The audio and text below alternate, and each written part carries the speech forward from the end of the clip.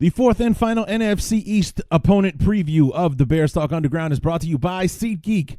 Let SeatGeek take the confusion out of your ticket buying experience. Instead of shopping dozens of sites all over the web, let SeatGeek do the work for you. Their app scans the web looking for the best deals to your favorite game, concert, or show, and rates them on a scale of 0 to 10 to let you know if they're getting the best bang for your buck.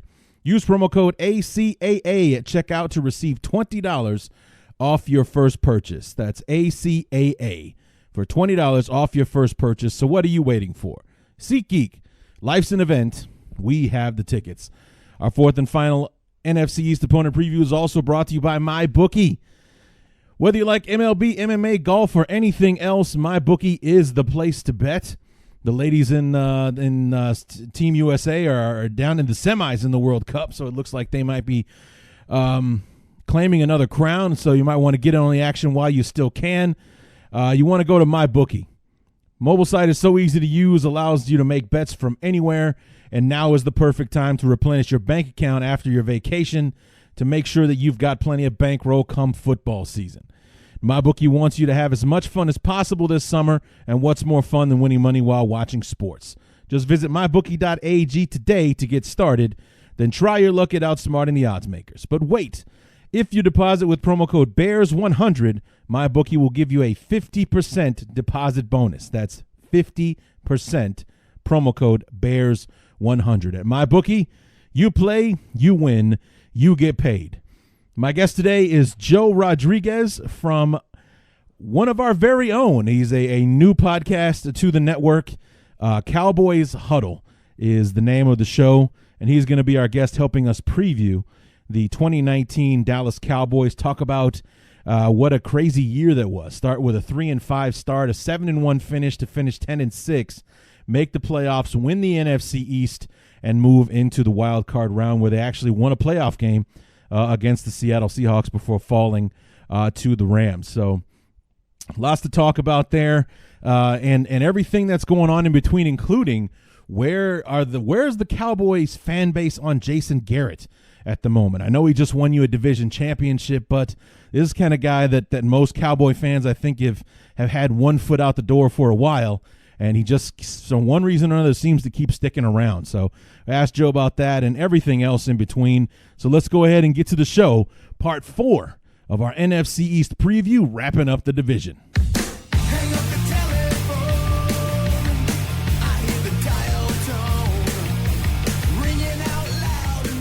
Part number 4 of our NFC East preview puts us into the double digits.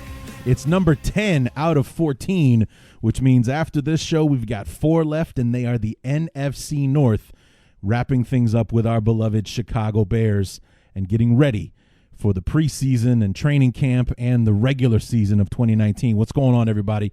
Larry D back, wrapping up the NFC East with part 4 of our preview, this time talking about the defending NFC East champion Dallas Cowboys, and Armchair's very own Joe Rodriguez is going to be joining us here in just a few moments to talk about this team and what they did in 2018, what they're looking forward to in 2019, thoughts, concerns, so on and so forth. But before we get to that, I saw an interesting article online today. I believe it was on the Windy City Gridiron on SB Nation. And the question was, what player do you wish had a healthy career in his time with the Bears, of course? And, you know, you have the recency bias. You think of guys that would have been most helpful most recently. But I tried to expand a little bit. Talking about the recency bias, one of the more obvious answers would be a guy like Mike Brown. Mike Brown was an absolute beast his first 4 seasons with the Bears, but once he got his big contract, his extension, which he absolutely earned, all of a sudden he had trouble staying on the field. You know, he was drafted in 2000 to 2003 was his rookie contract, gets a big extension in 2004. Only a couple of games into 2004, he tears his Achilles. He's done for the year. 2005, he misses a big chunk of the season, I believe, with a calf injury. 2006, he breaks his foot against the Arizona Cardinals, so only 6 games into that season, misses the majority of the Super Bowl run. Anybody who saw his panel at the Bears 100 celebrations knows that's something that still bothers him to this day, that he could not take part in it. 2007, week 1, he's coming back, he's ready to go, blows out an ACL week 1 against the Charger, misses basically the entire 2007 season. And I think he managed to stay healthy in his swan song in 2008, but Mike Brown just wasn't the same Mike Brown anymore. And he spent 2 years in Kansas City before calling it a career, I believe, after the 2010 season. But just imagine if we'd have been able to keep Mike Brown, or if Mike Brown would have been able to stay healthy. Just think in 2006 alone, Mike Brown would have been on the field instead of Daniel Manning. I don't think that Mike Brown would have made the same mistake that Daniel Manning made when he bit on Dallas Clark coming across the middle of the field, leaving Reggie Wayne deep down the center of the field, wide open for a touchdown that got the Colts on the board and kind of changed the game. Another guy that would have been helpful had he been staying healthy through I guess the second leg of his career with the Bears would be Tommy Harris, who also, he played longer in 2006. I think he made it to like week 12 or 13 before he got hurt against I believe it was against the Vikings.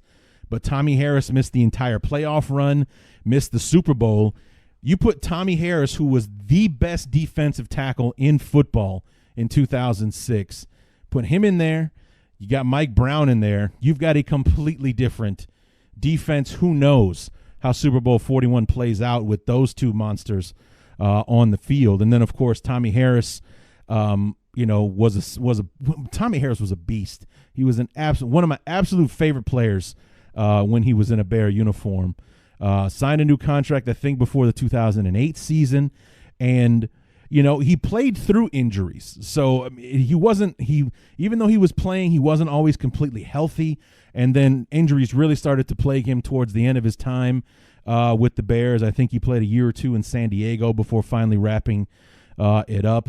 Another guy that comes to mind just for his own benefit, not really so much for that the Bears really missed him, to be completely honest. But imagine if you had a healthy Johnny Knox to go along with Alshon Jeffrey and Brandon Marshall in 2013, an extra receiving threat to go along with everything else that our offense could do in 2013. Johnny Knox got injured, that horrific back injury, I believe in 2011 is when he got hurt. So just imagine what he would have been able to contribute to that near record-breaking offense that we had in 2013 when Trestman came to town. He basically revitalized the offense with the weapons that we had, and Martellus Bennett and Alshon and Brandon Marshall together with Matt Forte in the backfield, and an offensive line that did its job throughout the year for the first time in a long time for Cutler or McCown, whoever the quarterback happened to be. It didn't really seem to matter at times, to be honest with you.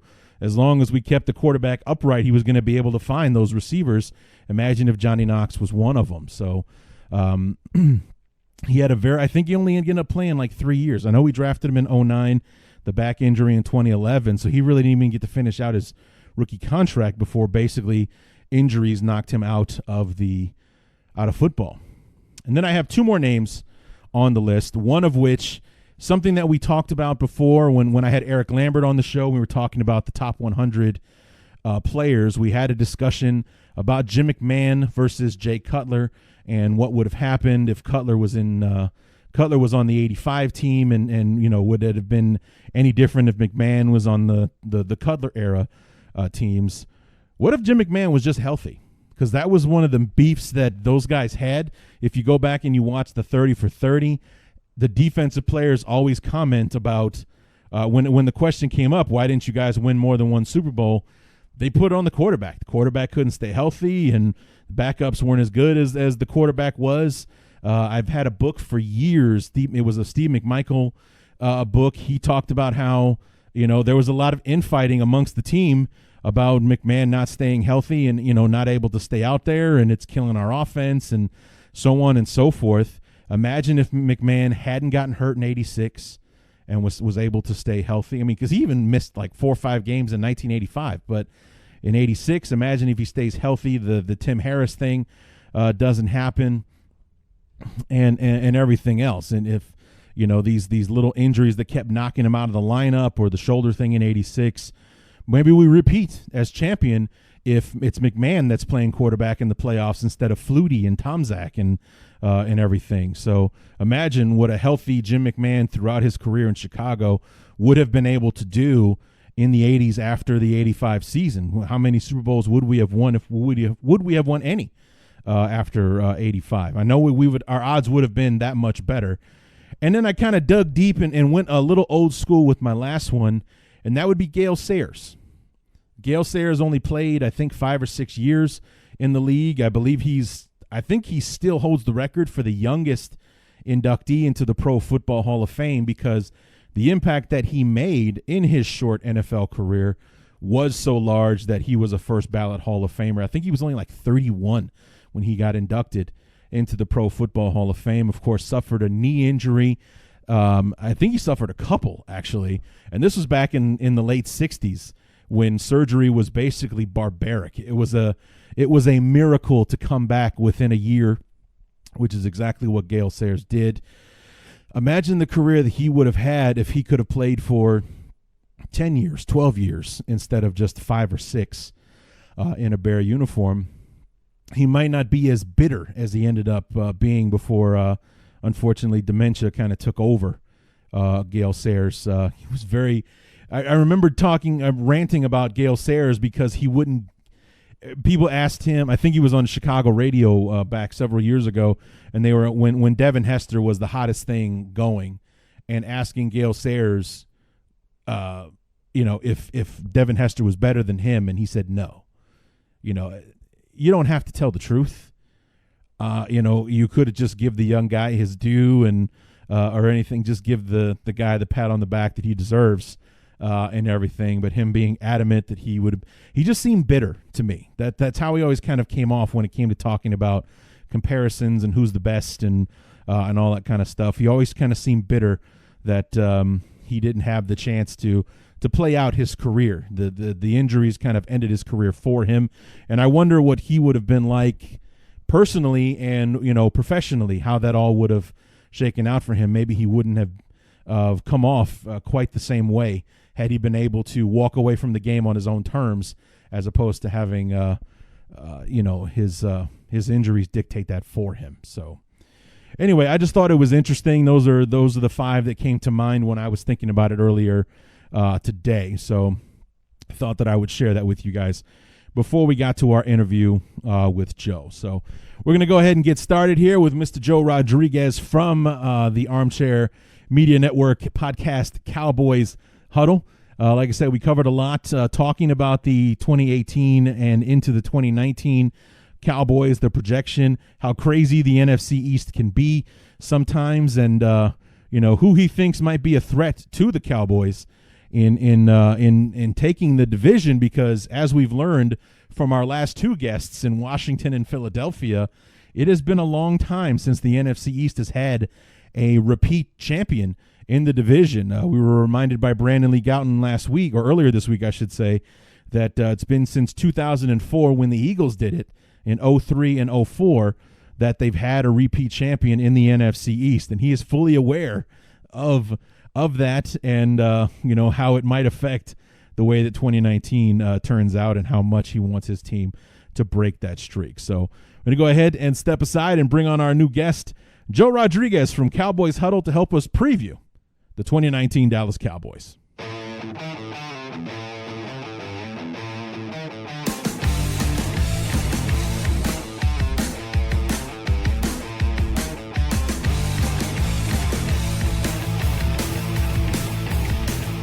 The 4th and final stop on the road through the NFC East takes us to Dallas, which is nowhere near the East Coast, but somehow they've always been a member of the Eastern Division. The defending NFC East champion Dallas Cowboys, and here to help us preview the 2019 Cowboys. Hey, it's our very first crossover show. We have Armchair Network member as well, one of our newest, Joe Rodriguez From Cowboys Huddle, Joe, how we doing? I'm doing good. I'm glad to be on. So my first question, Joe, are we in cap mode?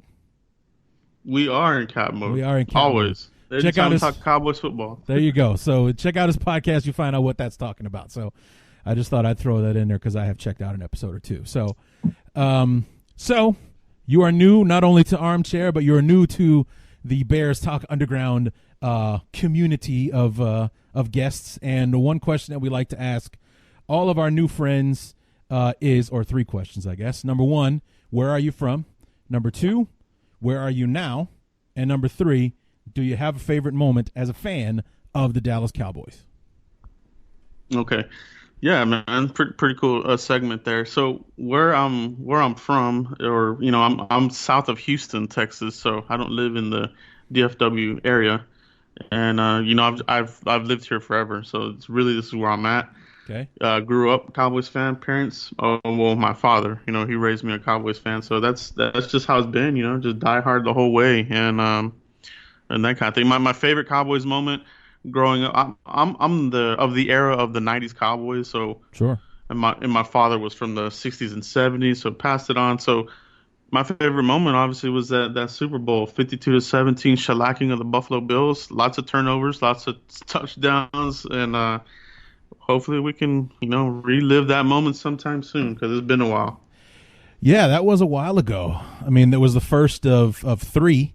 In 4 years. You beat the Bills again the following year, and then 2 years later beat the Steelers in Super Bowl 30, and that was the last trip the Cowboys have made to the Super Bowl. This is 23 Super Bowls they've missed as of late. So yeah, it's been a long time coming for the Cowboys to try to find their way back to the big game. So looking at 2018. This was a weird year for the NFC East because at the start of the season, it was the Redskins that had kind of come and emerged. The Eagles, the defending world champions, kind of stumbled out of the gates. Nothing was really going on with the Giants all year long, so that wasn't a thing. And then when I was looking at the Cowboys, I knew that they had a slow start. I didn't quite realize that if you split the season in half, it was 3-5 for the first 8 games, but 7-1 in the last 8 games to get you your 10-6 record, to win the division and head to the playoffs. What was so different about those last 8 games that you couldn't pull off in the first 8? The clear difference was Amari Cooper. We got Amari Cooper right at the midpoint, right at the bye week. We made that big trade for Cooper for a first round pick. And that was really the catalyst for the turnaround. The whole wide receiver by committee, it was something that they crossed their fingers during the offseason and preseason. It was a complete disaster, and they knew it was a mistake, and they had to go and make a change because they were on their way to having a disastrous total implosion. So that was the main difference. Getting Cooper in here turned it around, got that momentum going. And that was it. That's all she wrote. Wow. Because it was a total renaissance for both. Not only did it wake up the Cowboys, but it waked up Amari Cooper as well. I mean, it's not like he was having a lights out season in Oakland and the first round pick was just too good to turn down. They got rid of him because he wasn't playing to the point where the Raiders were going to want to pay him. So they shipped him off, got something in return for him, and it turned out to be a great move for both parties concerned. And when I say both parties, I mean the Cowboys and Amari Cooper. Right. Yeah, it was a great move for Cooper, and I think both the guys that left the Raiders really shined. Khalil Mack and Cooper, they both, they just looked top notch. Like why would you want to trade these kinds of players? But we took them, first round pick. I feel like we poked their eyes out on that one. I think it was a good pick. For a first rounder. He's still young. He's only 25 years old. Yeah. I was joking with a buddy of mine. We're watching playoff game. It was the Seahawks and the Cowboys, the wild card game where they had Amari Cooper on the field. Sebastian Janikowski was kicking for Seattle. The Bears were waiting for their chance to play. I think the Bears were playing the next night or whatever it was.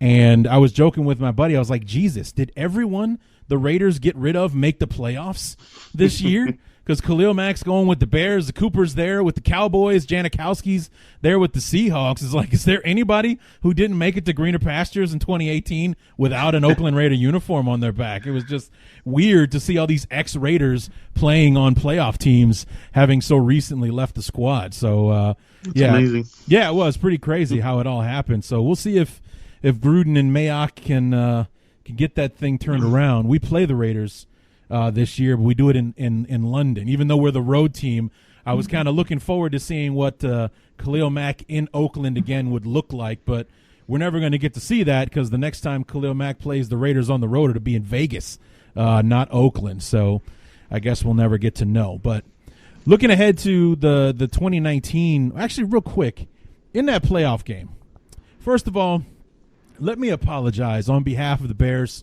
Joe, because us missing that damn field goal or getting it blocked, depending on who you want to talk to, that sent you guys to the Rams and sent Philly to New Orleans. And I think it would have worked out great for everyone, you and us included, that we would have ended up playing each other in the NFC Championship game, because if we go to L.A., you go to New Orleans, the team that you starched a few weeks before on Thursday Night Football. We go to L.A. and play the Rams, the team that we beat the hell out of on Sunday Night Football a few weeks before. Those two defense dominate those offenses, and then we hash it out in Chicago for the NFC Championship game. So I want to apologize on behalf of the Bears for blowing it against Philly and ruining what probably would have been an amazing defensive battle in the NFC Championship game. It's apology accepted. Yeah, that's a good point. I mean, it's all about matchups in this league, and we clearly matched up better than with the Saints than we would have with the Rams. And you're right, the Bears with the Rams, what could have been, but we'll see what these guys do this year. So talk about that game real quick. What happened with the defense that they were all of a sudden giving up 250 on the ground to the Rams? Was that something that they struggled with during the season? Because even Todd Gurley, who wasn't 100%, along with C.J. Anderson, both ran for over 100 yards in that game. Yeah, I think they underestimated that Rams offensive line, and really, hats off to McVay scheming their attack. They exposed our weakness, which was the middle of that defense. They're too thin, too weak. Antoine Woods got hurt during the game, played hurt the rest of the game.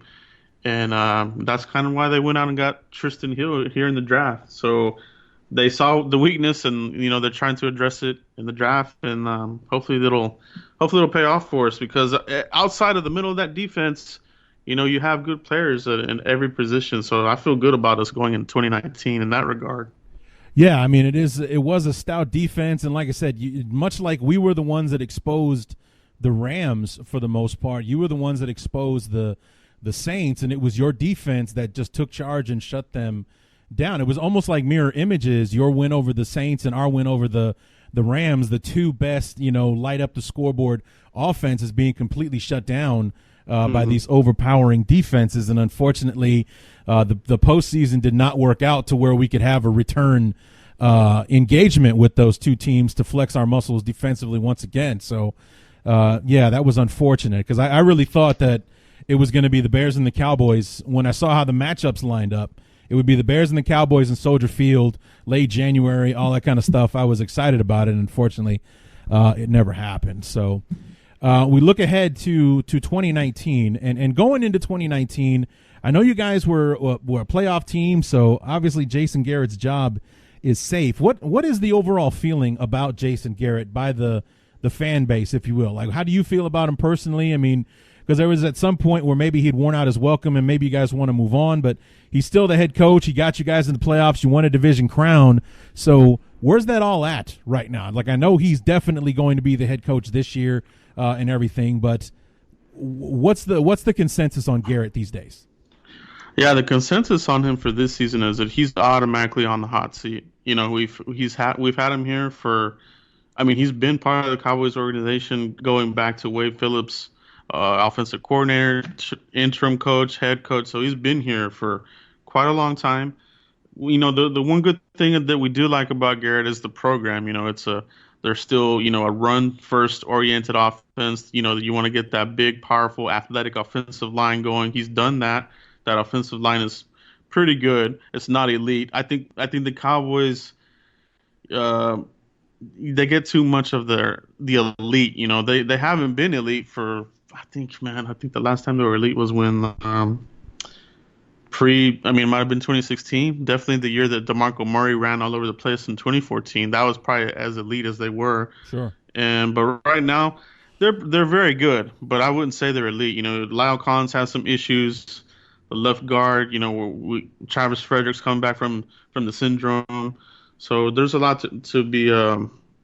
There's a lot that's still moving, a lot of moving parts. But for Garrett, he's definitely on the hot seat, and this is it. You have the players in place, and I've told my subscribers that this is kind of like the Bucks and Dungy era, where you have a really good team, but the coach can't get you quite over the hump. They brought in Gruden, put him over the hump. It feels like that. It feels that's the final piece. So if Garrett can't get us over, and he's in a contract year, so if he can't get us over, the fan base is going to fully expect some kind of change there. Something has to happen there. So yeah, I've always kind of wondered, because it's always kind of, the Cowboys are always in the national spotlight, so you always hear about what's going on with them. You did the all or nothing season a couple of years ago, where they missed the season you wanted to see by a year, and I think that the all or nothing team is they got it right the first year with the Cardinals, because they went all the way to the NFC Championship game. That was fun. Then the following year, they were a season too early with the Rams. They picked the season where they went 4-12, not the year where they went 12-4. And then with you, they were a season too late, because you were coming off that big year with Dak and Zeke in their first rookie season and all that kind of stuff. So, take that for what you will. But it's still a great show. I'm looking forward to what the Panthers season is going to look like when it comes out in a couple of weeks. But it just with Garrett and everything, I know that it's been very mixed feelings, and for some reason Jerry Jones just keeps bringing him around, and then he finally gets you guys into the playoffs. So I was kind of wondering where it was at, because it's not on the same level, but it's comparable. That we had a coach in Chicago by the name of Dick Duran, and this guy was the one that replaced Dave Wannstedt, who I'm sure you're familiar with. Yeah. And he replaced Wannstedt. He was kind of a concession coach, because the guy we really wanted, we screwed that up. I won't get into it right now, but we really blew that. It was Dave McGinnis that we were after, and we really choked on that one. But he was garbage like the first 3 years, and then year number 4, his last year, 2001, the Bears win 13-3. They made the playoffs. He gets an extension, and we were hanging on to this coach that Chicago desperately wanted to get rid of, but we couldn't, because he just won 13 games and went to a playoff game, and now we're stuck with this guy. But you're going in with Garrett. This is the contract year, so it really is Super Bowl or bust, or at least, I don't know. Is it Super Bowl or bust, or what's it going to take for him to come back?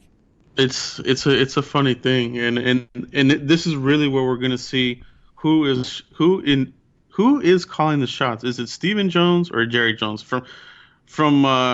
From my point of view, the last couple of seasons, it's been Stephen Jones running the contracts, letting certain players go, not spending big money in free agency. It's all Stephen Jones fingerprints all over the place. Now, when it comes to the head coach, that's Jerry Jones.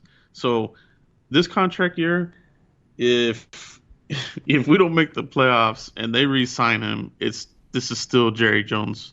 It's still the Jerry Jones show. Right. But if they make a move and they go get somebody, then we know that, okay, this is official. This is completely Stephen Jones's show right now, and then Jerry's just, just the guy that's, I wouldn't say a puppet, but just up there for looks or whatever. Sure. So I was kind of wondering where it was at and where it is with the fan base as well. Mm-hmm. So speaking of free agency and contracts, the Cowboys did make a few moves this year. They traded for Robert Quinn, got him away from the Miami Dolphins to add him to your pass rush.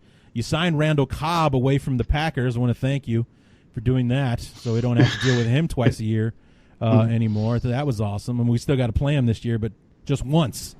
and signed Christian Covington, like you said, trying to shore up the middle of that defensive line. D tackle from the Texans, George Ayoka from the Vikings.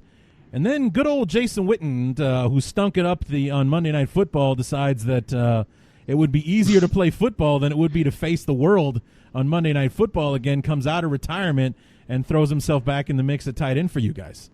Yeah, that was a surprise right there. I don't think anybody saw that one coming. So that was kind of a weird one, but it's a welcome re-addition by some, but it really hasn't been fully. Not all the fans have been on board on that. So it's surprisingly. Really? Yeah. I mean, there's the age, obviously, 37, 30. I already forgot how old Witt is, but he is way up there. He gets a lot of flack for being slow, but tight ends generally aren't really that. They're not burners. So, some of the new age guys, they're a lot more athletic, like, Kelsey and some of these Ertz and these kinds of guys. But, like, Jason Witten, I think he knows where to be, and that's the biggest thing for the Cowboys. They have a big thing about, you got to trust these players. So the young guys last year, they had their shot, and some of them were not in the right place at the right time, and, Dak didn't really hit them because they weren't in position or they were, doing things the wrong way. So I think that's going to help out a lot, especially in the red zone. Red zone was a big thing for the Cowboys last year. It was really ineffective, really anemic, and really hurt us in the long run, big time. Is that what kind of plagued you there in the first half? Because I'm not seeing a lot of points in the those first 8 games when you went 3-5. Yeah, it really, that was really a big part of it. But that really hounded them the whole season. The whole season they would get down to the 20-yard line, and you knew just as a fan, like, okay, here we are. Here comes a field goal, because for whatever reason, the field obviously shrinks, and part of the reason why Linehan is out of here. Creativity out the window, too bland, too predictable. They couldn't get it. They couldn't punch it in. So who took Linehan's spot? So Kellen Moore took the spot there. Right, they elevated okay. him from QB coach, so he's in there. Okay, so younger guy, probably thinks a bit more outside the box when it comes to offense, so that could open things up for you guys. Right. As far as the guys that you let go, Dayton Jones, defensive tackle, he heads off to Jacksonville. Cole Beasley is kind of like the top name on the list here. He heads off to Buffalo after making a name for himself in Dallas. Jeff Swaim, the tight end, also goes to Jacksonville. Damian Wilson, an outside linebacker, goes to Kansas City. And then 2 other losses, one being David Irving and the other being Randy Gregory, and both of these guys suspended indefinitely for violating the substance policy for the NFL. Right. Yeah. David Irving ended up retiring, if I read that right. Yeah, David Irving, he's gone full on, pro. I don't even know if he's an activist or he's just doing whatever he wants to do to get publicity for himself. Is that right? But yeah, I mean, I follow him on Instagram. He does some crazy stuff on there. So yeah, he just didn't put football first, and so the Cowboys gave him plenty of seasons to turn it around, and he couldn't do it. Randy Gregory's a different story. He, he's been in rehab, in and out of rehab, and it's just, from my point of view, it just comes down to the policy of the NFL. I mean, some of the other leagues, sports leagues, don't have these kinds of issues, and the NFL, keeps on having it. So he keeps getting busted for weed?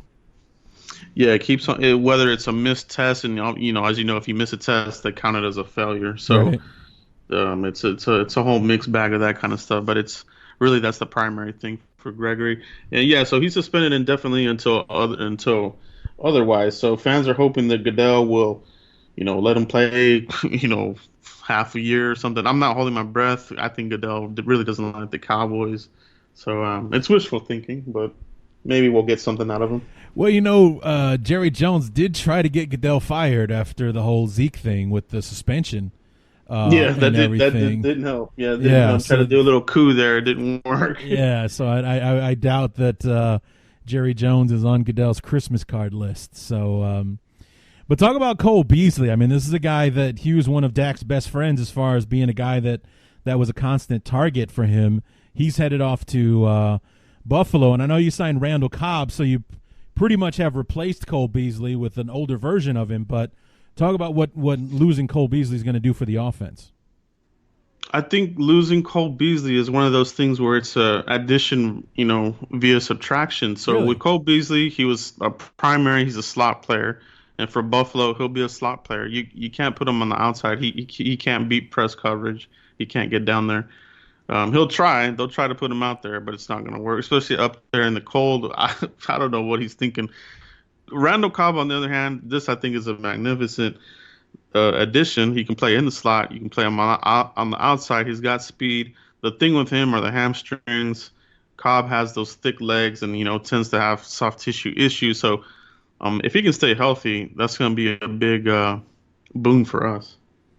Right. So looking ahead to the draft here, thanks to the Amari Cooper trade, he was your first-round pick this season. So the Cowboys had to wait until 58th overall to make their first selection. And you talked about him a moment ago, Tristan Hill, the D tackle out of Central Florida. You picture him as somebody that's going to come in and be an immediate impact player? I do. He's gotten really good, accolades from Coach Rod Marinelli. He's seen by many as one of the gurus in the entire NFL for a defensive line coach. Sure. And I know he spent time there with you guys. Oh yeah. So I know you're well aware of that. But he, that holds a lot of weight for me when you hear it from the coach, when you hear it from Rod Marinelli, saying positive things about the young player. It holds something for me. So I'm like, okay, this is good. His first step off the snap is one of the fastest that was available in this draft. He was one of the top three tech under tackle guys who's gonna pass rush the passer and make some plays in the backfield. So he's a well-rounded defensive tackle, and I think they did good with it. So your other day 2 pick was Connor McGovern, a guard out of Penn State. And then on day 3, you had 6 picks on day 3, 1 4th, 2 5th, the 6th, and 2 7th round picks. Any of those guys, maybe somebody that we should expect to hear from this year? Yeah, I think it's going to be interesting to see what they do with McGovern. He's NFL ready, in my opinion. So, I hate to see him just, have a redshirt season as a backup. So, it'll be interesting to see what happens during training camp. Do they make some kind of move and shuffle some people around and trade one of those guys, or is that the plan? Do they just keep him as a backup? But the draft class as a whole, I think they did really well. The one player that I'm looking forward to is Tony Pollard in the 4th round. Obviously, he's going to get some snaps, and we're thinking that Kellen Moore will have some plays where him and Zeke are both on the field at the same time. And not just a third down back. The thing about him is some people want to pigeonhole him as a gadget player, but he's not. He's a legit running back with a lot of speed and can do stuff for you in the return game. So I think he's the biggest one to really keep an eye on. Okay, and then the rest of your draft class, you took 2 running backs. So you got Pollard that you just talked about and Weber out of Ohio State. You got a couple of DBs, Michael Jackson out of Miami, and Donovan Wilson out of Texas A&M. So some young depth players there. So real quick, before we go into 2019 and look ahead to the season, I got to ask you about Dak Prescott. I mean, talk about a guy that kind of fell in your lap.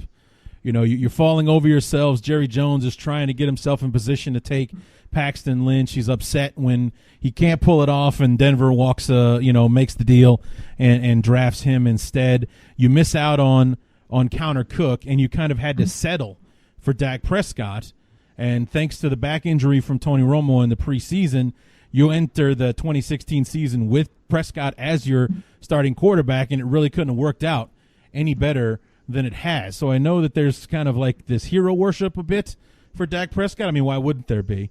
But his contract is coming up, and the rumor is he's going to be asking for $30+ million a season. Do you think he's a $30+ million a year quarterback, or is he a guy that should probably be asking for somewhere in the 20s or something like that?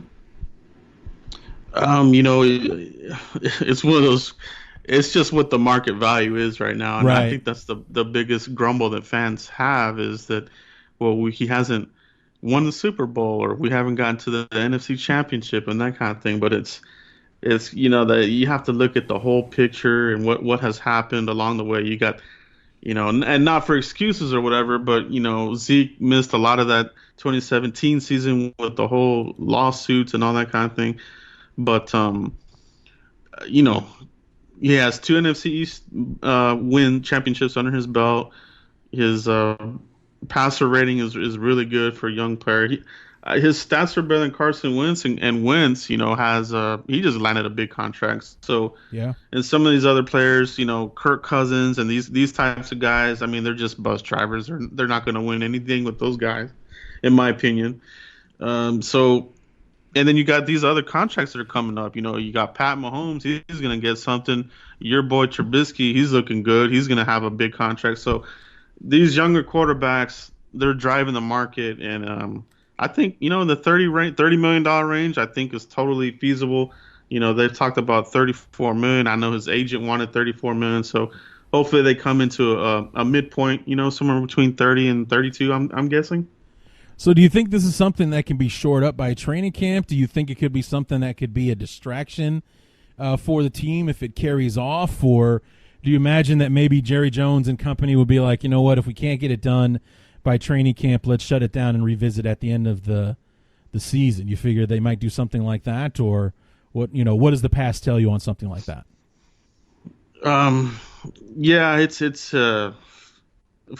for me, I'm from the point of view that you want to get it out of the way so you don't use it as a crutch or as an excuse, like, hey, he's not looking too sharp in preseason. We're losing a game here and there, a losing streak, and during the regular season, oh, maybe he's distracted, maybe it's the contract. Like, I don't want any excuses. We need to go into the season with a clean slate, with everybody good to go, ready to rock and roll, and let's get this thing done.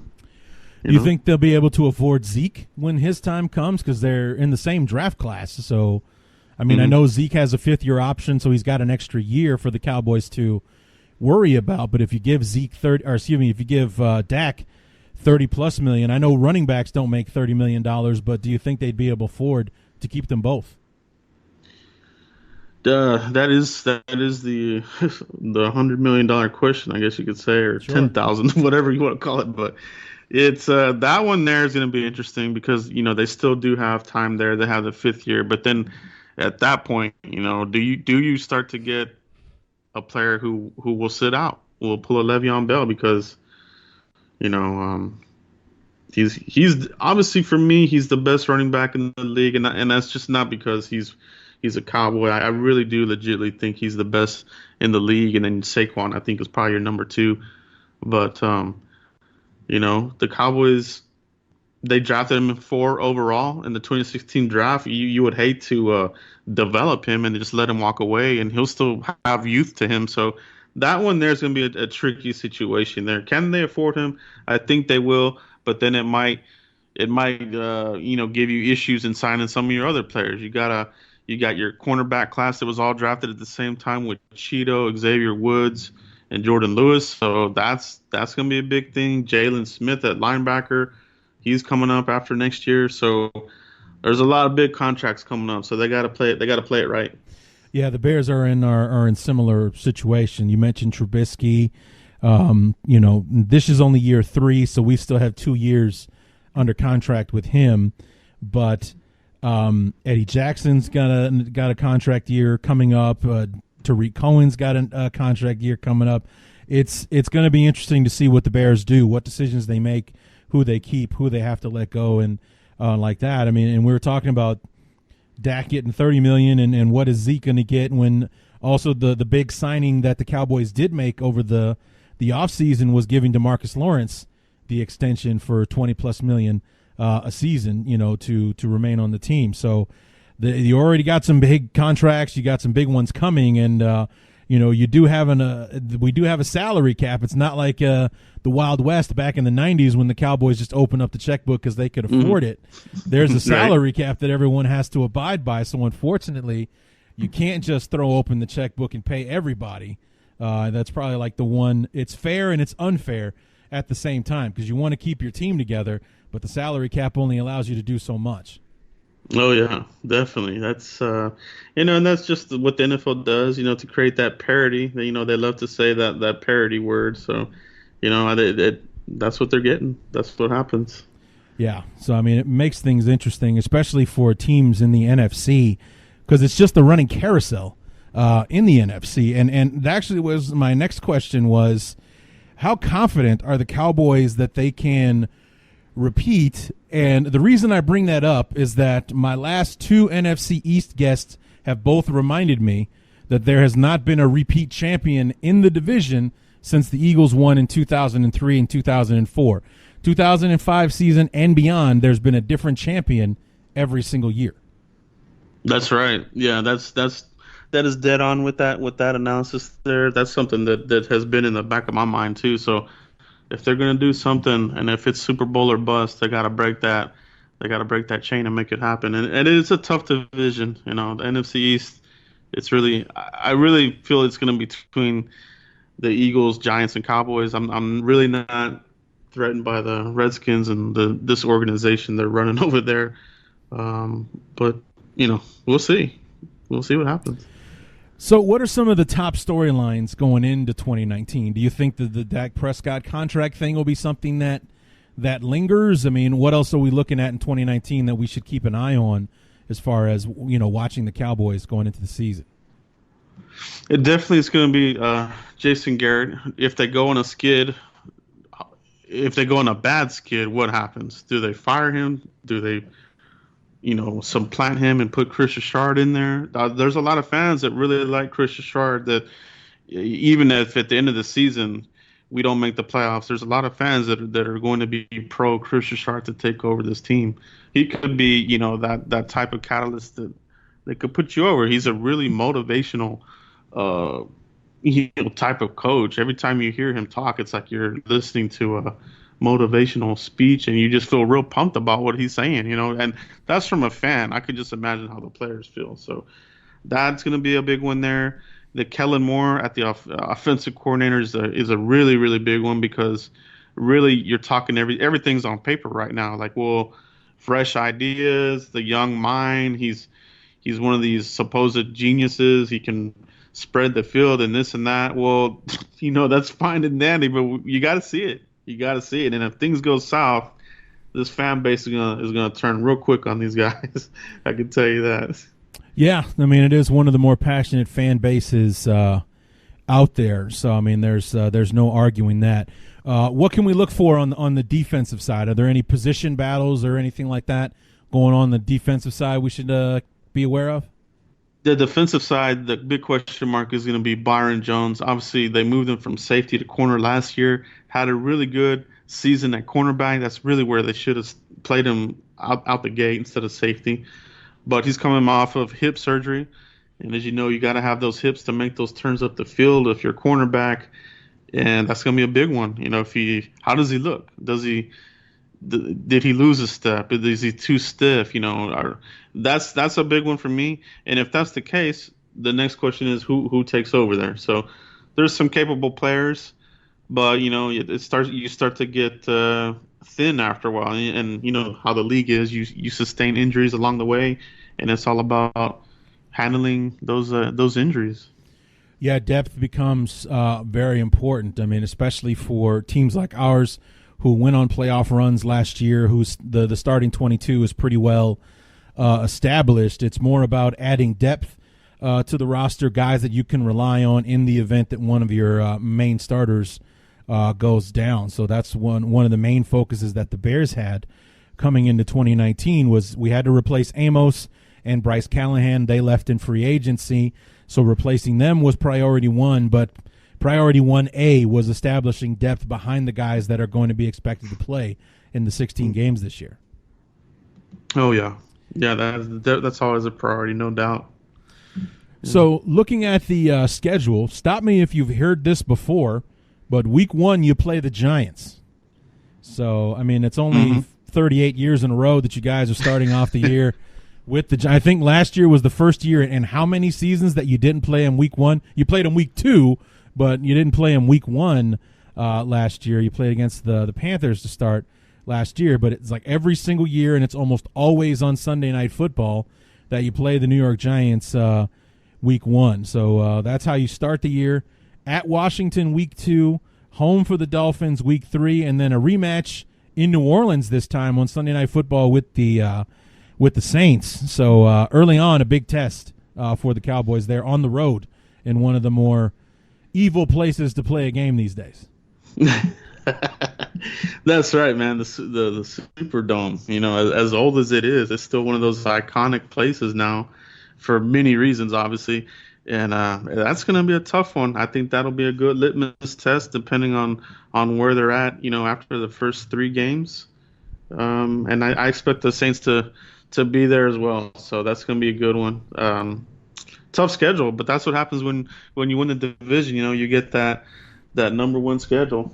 Yeah, you get the first place teams, I know, because the way that I do these shows is I do them by division. We do, but the first batch of shows is the 2 same place opponents. And this year, for the first time in several years, it wasn't a couple of 4th place teams that I was talking to. It was the Rams and the Saints, the other first place finishers in the division.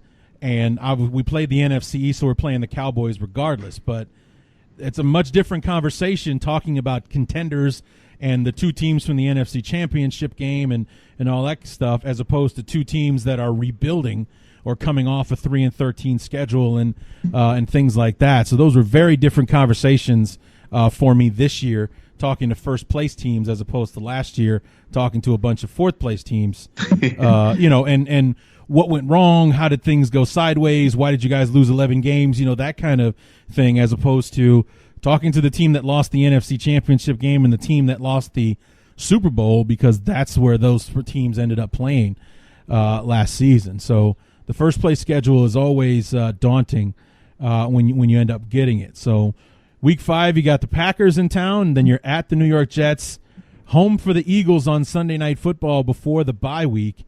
And this game against the Eagles starts a string of 3 national TV games in a row, because you got the Eagles on Sunday night, the bye week, Monday night with the Giants, so you get them out of the way early, week 1 and week 9, and then Sunday Night Football the following week against the Minnesota Vikings. So the second quarter of the season, you spend a lot of time on national TV. Yeah, it's a lot of primetime games for the Cowboys, and that's just, I guess it comes with the territory. They seem to always draw the biggest numbers. Sure. Yeah, it's just that's what it is. Right. So we're talking about the Eagles, and they're one of the more intriguing teams for me this year, because when you mentioned before, on paper it all looks good, but what's going to happen when you get between the lines and you got to play the games? The Eagles are one of those teams that on paper they look damn good, actually. Mm-hmm. And you get them week 7, so both teams are pretty well established as far as who they are for the season. They know who their players are and everything. And here you are, this game before the bye at home.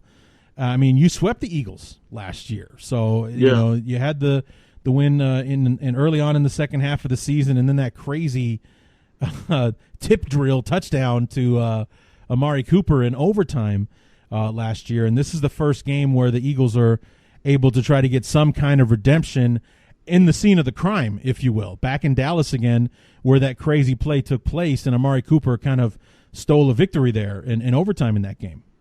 Yeah, Amari Cooper really owned them, so it'll be interesting to see what they do in their secondary to defend them. He was literally breaking ankles out there. I think they lost one of their players for the year. I'm just literally breaking an ankle, so we'll see. That's going to be a good game. These NFC East games are always really, really fun to watch. They're nail biters. They always come down to last possession games.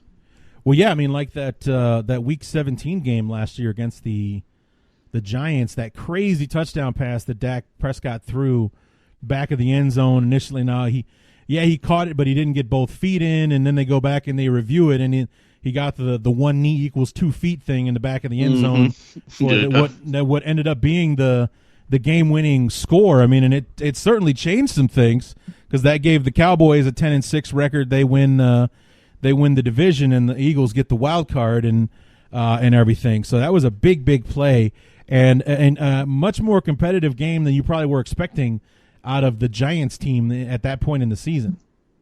Yeah, they had to have that game. Cowboys they couldn't take the loss and limp into the playoffs. So that was a big win for us. So looking at the other portion of the schedule here, after the Vikings on Sunday night at Dallas, at New England, and then back-to-back Thursday games. The first you got Buffalo on Thanksgiving, and then the following Thursday on Thursday Night Football, you head out to Soldier Field to play my beloved Chicago Bears. So interesting we do the Thursday thing. The last time that the Cowboys and Bears played each other, that's exactly what happened. Well, actually, we played in 2016, but back in 2014, did the same thing. Played on Thanksgiving and then played again the following Thursday on Thursday Night Football, and that was not a good year for us. 2014, that was year 2 of Tressman, who was a disaster as a head coach for us, and that was one of the games where it just all kind of fell apart there. Brandon Marshall got hurt, and yeah, it was ugly. So I do not have good memories of our last Thursday night encounter with the Cowboys. But, it's an interesting stretch there that starts with the Bears. Thursday Night Football against the Bears. Then the following week, you get that mini bye, that 10-day break. Then you're home for the Rams at Philly week 16. That game could be huge if things turn out the way most people think they will. And then you finish week 17 at home against the Redskins. That last quarter of the season is probably going to be very, very important for the Cowboys. Oh yeah, for sure. It's there's a lot on the line. There's going to be a lot on the line. It's a tough schedule, but we understand that. But the expectations are always high for the Cowboys, and they got to get it. Yeah, I mean, there's 3 playoff teams in that last 4 games. The Bears, the Rams, and the Eagles, and then you finish off with the Redskins, and that's another division game that could be important for several reasons, regardless of where the Redskins are at that point in the season. Oh yeah, no, it's going to be a battle. I think the Redskins, they're going to be an interesting team because they brought in Haskins, they drafted Haskins, and it's just how are they gonna look with Gruden? I feel like he is really on the hot seat as well. So yes. I really like Haskins. I just don't like where he landed. I wish he would have gone somewhere else besides the Redskins because I feel he's gonna struggle there. You think he's gonna struggle in Washington? Yeah, only because they're just so wacky over there. The owner, he meddles a lot, and there's a lot of they lost Callahan, the offensive line coach, which I think is a huge low key loss for them. Trent Williams, having issues, and we'll see. I could be completely wrong. That's what the NFL is. Well, you're right. I mean, when I talked to my Redskins guy, we talked about a lot of those things, the whole Trent Williams thing, and Haskins is looking like the best quarterback on the roster right now, but is it Case Keenum's job to lose, or is just keeping the seat warm until Haskins is ready? And you got guys coming off of injuries because they were one of the teams that led the NFL in injuries last year. Darius Geis didn't even get to play because he blew out his knee in the preseason. So what's he going to do? And all that kind of stuff. So there are a lot of questions surrounding the Redskins. And when I was talking to my Redskins guy, it seemed like the conversation was like, when we get to thinking about where do you think this team is going to end up, it's very much a team that could be like, I wouldn't be surprised if they went 4-12, but potentially I wouldn't be surprised to see them go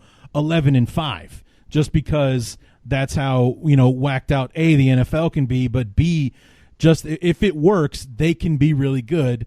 But if it doesn't work, it could be horrible. And one of the things that he also talked about was Gruden could be gone first 5-6 weeks of the season because their first 5 games are brutal for the Redskins. So that traditional slow Jay Gruden start may be his undoing if the Redskins come out of the gate like 1-4, because their first 5 games, I think they have 4 playoff teams, including the Bears, the first 5 weeks of the season. It could not have the schedule could have not turned out any worse for Drake Gruden in the way that his teams traditionally start. So they could be looking to boost him early on if he gets off to a slow start. So you're right. The Redskins are whacked out, and it could be very interesting or it could be very ugly out there. Yeah, right on. Exactly. Mm-hmm.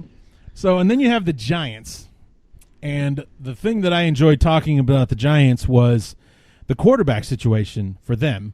First of all, the pure comedy that was the Giants fan base when it was announced they were taking Daniel Jones. Everybody, including myself, finds that hilarious because you just think about that a stadium full of Giants fans watching the draft damn near riot and burn the place to the ground when they pick Daniel Jones at number 6. Haskins is sitting right there and everything. A lot of people think that, Jones would have been there at 17. Why not take Josh Allen? We need a pass rusher, all that kind of stuff. And the Giants just make it turn into a comedy of errors on that one and everything. So, you said that you thought interesting things could happen with the Giants because you're not a fan of the Redskins, but potentially something could be there with the Giants, you think?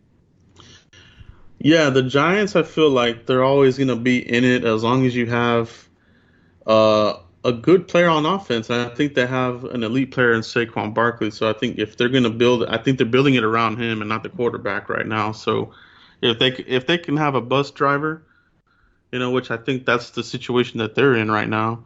But you have that elite level running back. They improved their offensive line. They got Hernandez in the previous draft, and they fortified it again here with this last draft from free agency. So things are looking good there. The wide receivers, Ingram, if he can finally turn it around, he might be something.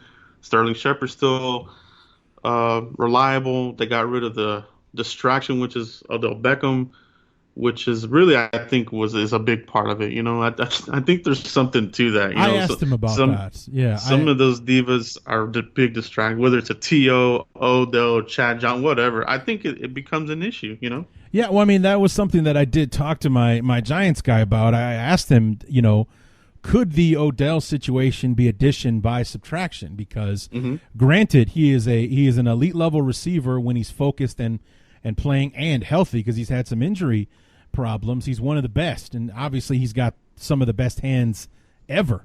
But the guy is a constant.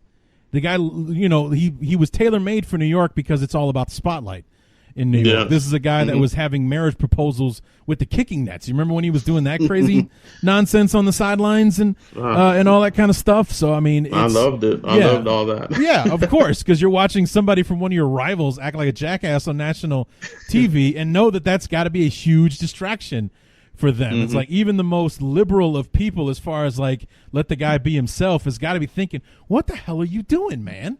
You want to tell me why you're on the sideline making love to the kicking net? What's the story there? It's like, could it be addition by subtraction? Just getting rid of him, enormous talent or not, could be hugely beneficial to your team just because, A, you don't have to worry about the prima donna needing to get all of his catches in the game. Like the ball has to go his direction so many times in a game, and you can open it up and move it along. And not to mention, it's a huge thing not hanging over your locker room anymore. Absolutely. So it's it definitely could be an addition by subtraction. It's not every day that you can get rid of one of the best players in the league and be better for it. So I totally agree. Yeah, exactly. I mean, it could be huge for them as far as that goes. Not having that could change the morale and camaraderie of the team. Maybe they feel so cohesive because they're not divided. Who's on team Odell and who isn't? Kind of thing is not happening in New York this year. So we'll see how it goes. I mean, I personally don't think that the Giants are going to make a move this year, but like you said, they have pieces. They have an elite player in Saquon. They did refocus on the offensive line. We'll see. My Giants guy was not as optimistic as you are, which is funny because he's the actual Giants fan, but obviously he's going to be rooting for his guys to play well. It's just he's not so optimistic being up close and personal with the team. So we'll have to wait and see how the rest of the team unfolds. And we've already talked about the Eagles and how dangerous, offensively especially, I think they can be this year. So it's going to be a dogfight in the NFC, and it's going to be interesting to see who's going to be standing when the dust settles. Oh yeah, absolutely. It's going to be a knockout, drag out fight for sure. All right, Joe. So I want to thank you for coming on the show, man. It's been fun, and we look forward to getting you back on Week 14. So it's going to be a while before we get a chance to talk again. December 5th is when our teams play, so we got a good 5.5 months before we get to talk again to get ready for that game. But Week 14, there could be some things on the line when our two teams meet, especially if the season goes the way that we both hope that it will. No, definitely. There's hopefully that'll happen, man. Hopefully that'll be something that can happen because trust me, we do not like the Packers. We hate the Packers probably as much as you guys do, if not more. So hopefully you guys can knock them out. I hate going up against Rodgers. He seems to have our number, so we'll see, man. It's gonna be a good season. We do face them in Week 5, so it'll be fun. Yeah, we get them Week 1, and then we get them right after you, Week 15. So we get that 10-day break to get ready for them after we play you guys on Thursday Night Football. To see, I want to sweep the Packers. See, we beat them last year, but we lost Week 1, and then we beat them Week 15. Now, Week 15, we knocked them out of the playoffs and won the division, so that was pretty sweet. But I want the sweep. I want the sweep. I don't want to hear a peep out of Packer fans in the offseason. Not a word from them, because they always kind of lean back on Rodgers being Superman in the second half of the game, Week 1. Even though we beat the unholy piss out of them Week 15 at the end of the season. I mean, to the point where my favorite play of the whole year was Khalil Mack sacking Aaron Rodgers with his butt. I remember that. Just backed right into him and took him down. It's like, that's it. Yeah. That's how much of a savage Khalil Mack is. He's got a booty sack on his register, so you can't mess with Khalil. He's a man. So, but yeah, I want to sweep them so bad this year. Which team is like that for you? Who is it that you want to just like in the division? We play them twice a year. I don't want to lose once. I just want to smoke these guys. It's the Eagles for me. Sure. I think they're and it's kind of cyclical depending on who's giving us the most competition. But I think consistently, no matter what, for me, it's always the Eagles. I just can't stand them. Yeah, no, I can definitely see that. So last year must have been fun for you then, sweeping them. Oh, it was great. Yeah, it was great. It was almost worth popping a bottle over it. To be honest.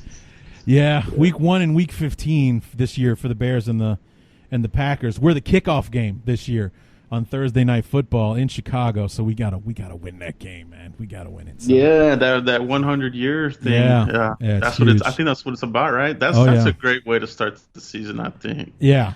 Two storied teams. That's great, man. I just love football.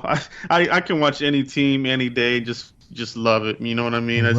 That's how much I love it. And what's crazy is this season, I don't know why, but this offseason seems like it's gone by fast. We're just weeks away from training camp, and then that's it. You're almost there.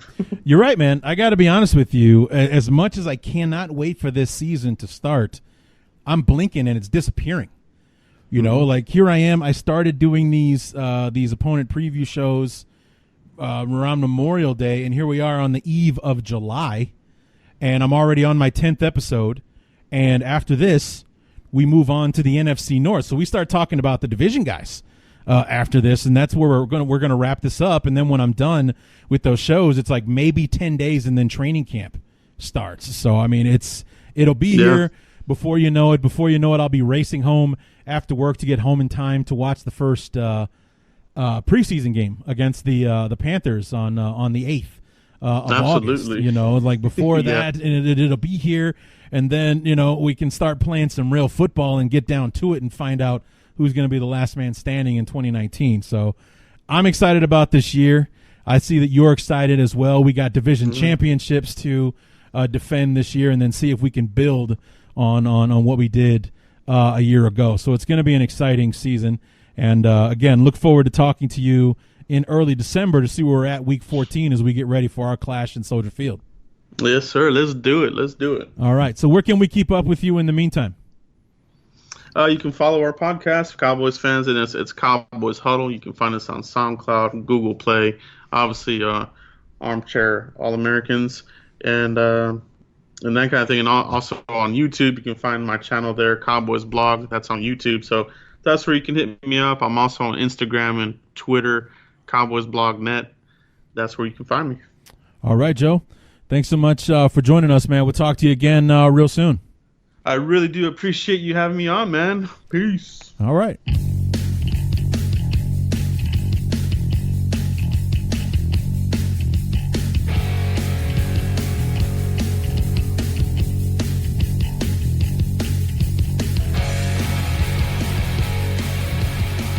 Joe Rodriguez from the Armchair Media Network podcast, Cowboys Huddle. And, of course, you can also check him out on YouTube and follow him on Instagram and Twitter as well. So had a good time talking to him, previewing these Cowboys. It's going to be an interesting season ahead for the NFC East. And just because of the intrigue of the division that hasn't had a repeat champion in 15 years. And, a team like the Eagles just primed to make an ascension back to the top of the division. The Cowboys have the pieces in place to repeat, but history is not on their side as far as the division itself is concerned. And he likes the Giants more than the Redskins. I think I would lean more towards the Redskins than the Giants because of the defense, but he likes the Giants more than the Redskins and sounded a bit more confident about it. I think I even mentioned that while we were talking, that Kurt Moccasin from G-Men HQ didn't quite sound as confident as Joe did about where the Cowboys might end, or where the Giants might end up this year. But we'll have to wait and see how that all hashes itself out. So the NFC East is going to be an interesting division. We got all four of those teams, and all four of those teams are now in the can. It's done. The NFC East is now behind us. We look forward now to the NFC North and our division brethren, starting with the Detroit Lions, who finally took our place in fourth place this past season in 2018. So we'll start with Jeremy Reisman from SB Nation's Pride of Detroit, then Evan Western from Acme Packing Company, talk about the Packers, Chris Gates from the Daily Norseman to preview the Vikings before we wrap it all up with Lauren Cox from Locked On Bears and Bears Wire and Pro Football Focus and a Partridge in a Pear Tree to help us preview our beloved Chicago Bears for the 2019 season. And then we wait. I will stay busy, I promise. I'm trying to get some interviews lined up so I can crank out an episode or two in that dead time between the final opponent preview and training camp getting started. See who I can I've got one guest for sure locked up and working on a couple of others, and hopefully that will get you guys to come back and enjoy a little of the deadest of the dead period. It's like all the teams are basically on vacation, their last break before the season starts. There's almost nothing going on in the NFL, and then training camp will finally get started, and then some news will start happening and maybe some transactions, some moves.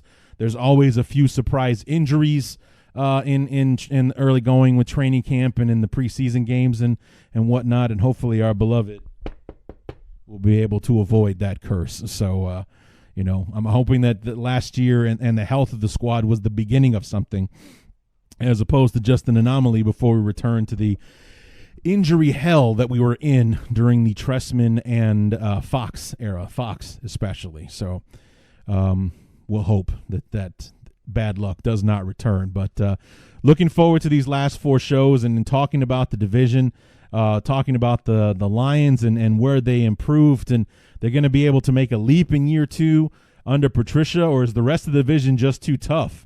And vice versa for Green Bay. They got a new head coach and all the drama that surrounded the exit of Mike McCarthy and everything. And then we got Minnesota. Going to have to ask the hard questions about Kirk Cousins, man. There's the bad rap about not being able to beat good teams, and that seemed to be where the Vikings fell short last year, losing both games to the Bears and very, unceremoniously Week 17 basically being run off their own field in Minnesota while they were playing for a playoff spot. They just didn't have anything for the Bears. The Bears just kind of came out, smacked them in the mouth early, and aside from that brief run in the third quarter of that game, the Vikings were virtually dominated for the entire football game by the Bears. And then like the icing on top was when the Bears finally started benching the starters, the second and third team guys were also teeing off on the starters and everything. It basically just kind of made it look like they quit in the fourth quarter when basically the game had been decided. The Bears are up 24-10. It's a 2-score game. You take the starters out, you put the quote-unquote scrubs in, and the scrubs are having, awesome afternoons in the last 5-6 minutes of the ball game. So we're going to have to ask Chris some tough questions when we get him on the show as well. And then when we talk to Lauren about the Bears, probably going to be a lot of optimism in that show because I think he and I are both very excited about this year. Lauren's always been more of the cautiously optimistic kind of guy, and you guys know that I've been saying since last season, before the 2018 season began, that 2019 was the one that I had circled on my calendar, if you will. It was like I just had a feeling about, year 2 under Nagy, year 2 in the system, year 2 of all these guys playing together, and then you throw on top full off-season program for Roquan Smith, full off-season program for Khalil Mack, and everything. The chemistry, the camaraderie of this team going into year 2, I have no doubt it's going to be a special year one way or the other. So, I'll probably be the more of the Kool-Aid drinker between the two of us, while Lauren, I don't know, maybe it's the journalist in him. He'll try to be a bit more objective, maybe a little bit more unbiased, if you will, but We'll see what Lauren has to say, or maybe he's all in just like I am. So I'm interested to have these conversations and wrap things up. So that is going to do it for the NFC East with part 4 of our NFC East opponent preview. Like I said, we move on to the NFC North now. Episode number 11 out of 14 when we talk to Jeremy Reisman from Pride of Detroit about the Detroit Lions. That episode will be coming out on Tuesday night. So Tuesday night, Wednesday for most of you, since I get these posted so late. So Wednesday, and then Evan Western will have his episode will drop on Friday. So give you something to listen to when you're recovering from your 4th of July hangovers on Friday. So give you a little something to sit back and relax and listen to during the long holiday weekend. So come on back on Tuesday night / Wednesday for Jeremy Reisman from Pride of Detroit to talk about the Detroit Lions. Until then, my name is Larry D, and this has been the Bears Talk Underground.